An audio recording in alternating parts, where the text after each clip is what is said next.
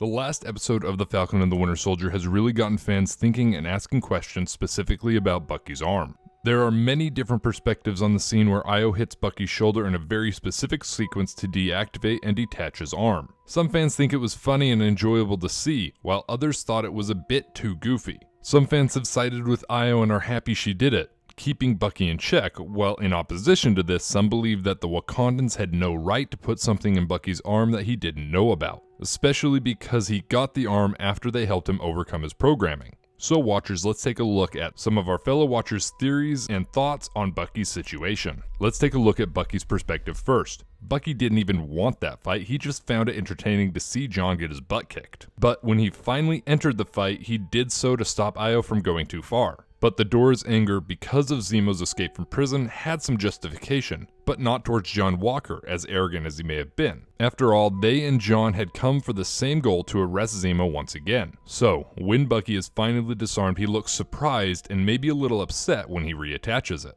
In part, his surprise may have come that because the Dora Milaje and the Wakandans still didn't trust him. The shock from this thought and realization stops him dead in his tracks in his fight with Io, and may in part have continued because of what she says to him in Kosa, which is left untranslated but ends with James, so perhaps it is something along the lines of "You betrayed us, James." But after that, while he's reattaching his arm, he seems a bit more upset than surprised, probably unhappy because he still doesn't have complete autonomy of his body, and now knows that others can still push him around if they need to. This is understandably upsetting if this is the case, because there were many points over the past 70 years that he didn't have any control over his body. So it was a surprise and an unwanted revelation that he was still not trusted or under control of his whole body to some extent. And although in a way he did betray the Wakandans to help save the world, he is surprised that they don't trust that he himself is trying to do the right thing, going to the extent to show him that they still have power over him.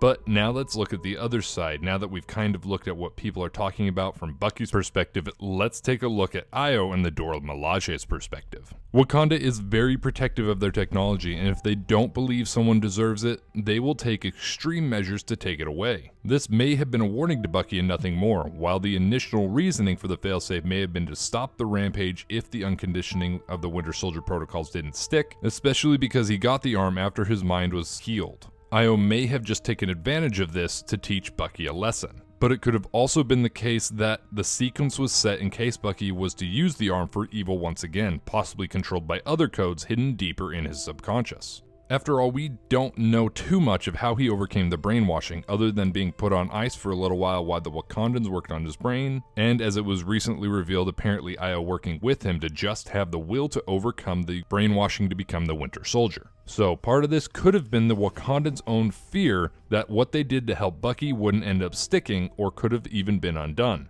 But there's also the thing that Io was the one who turned it off, and her and Bucky seemed to form some sort of bond and friendship during his time in Wakanda. So she might have been the only one besides Shuri who knew about the action required to remove the arm. So this may have been a lot more personal than anything else, but then again, this could be nothing more than a Wakandan who understands Wakandan tech, knowing the failsafes that are put in all of them in case something does go wrong. There are some other questions that do arise from this action. One of the biggest ones being is if Io can do this, who else may be able to, and will it happen again, or will it be deactivated at some point? One big issue that could come from this feature on Bucky's arm is if enemies find out about it. If Bucky loses focus in a fight and loses his arm, a villain now has a fair amount of vibranium and some powerful Wakandan tech. While it is not likely, it is a possibility. If Bucky is not focused on a fight, kind of like the fight with Io, more focused on stopping the fight rather than actual fighting, and someone, most likely a Wakandan who's gone rogue, now has the arm, which could be sold and used by enemies for evil purposes. But also, kind of on a lighter note, out of everyone, this needs to be kept a secret from Rocket Raccoon, as he has some fascination with stealing other cyborg parts.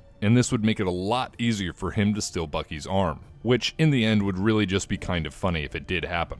I personally think that this situation is understandable from both perspectives, that of Bucky's and that of Io's. Again, Bucky is surprised and upset that they both have some control over him, meaning he's still not completely autonomous, and also that Io doesn't trust him as much as he thought she did. But he still did betray Io's trust, releasing Zemo and likely going to try bargaining to use him longer prior to their previous 8-hour deal. Overall though, to me, this just shows that the three Dora are still acting of their own accord, and this action against Bucky makes it seem that their hunt for Zemo is very personal and possibly not at the request of the king or current Wakandan ruler. Especially because, once again, if T'Challa wanted to imprison Zemo in Wakanda, he would have when he first captured him, instead of turning him over to Everett Ross. Io seems very angry with Bucky for his actions and shows her disappointment in him for helping Zemo, but at the same time Zemo was being used to save the world, and if they didn't use him, he wouldn't have been able to help them find the super soldier serum and the super soldiers. The only reason Zemo was able to escape was because of the pride that Dora and John had that led to their fight, showing again that Io was really acting on anger rather than duty. Because if it was duty, they would have used their superior fighting skills to keep Zemo in the room while fighting off the other four combatants.